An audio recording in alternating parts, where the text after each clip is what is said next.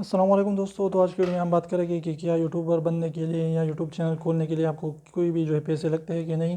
तो जी हाँ, बिल्कुल। आप जो है अगर आपके पास मोबाइल मौजूद है और इसमें जो है फुल एच डी में वो वीडियो होती है या एच डी में भी होती है तो भी अच्छा है, वो चलता है।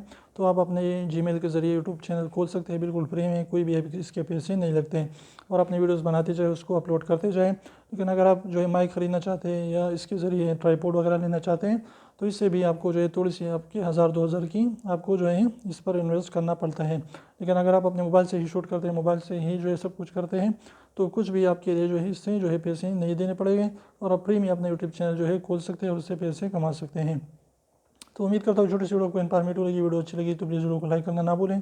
अगर हमारे चैनल पर नए हैं तो प्लीज़ हमारे चैनल को सब्सक्राइब करना ज़रूर और वो प्रेस जो रेड वाले सब्सक्राइब को ज़रूर प्रेस करें।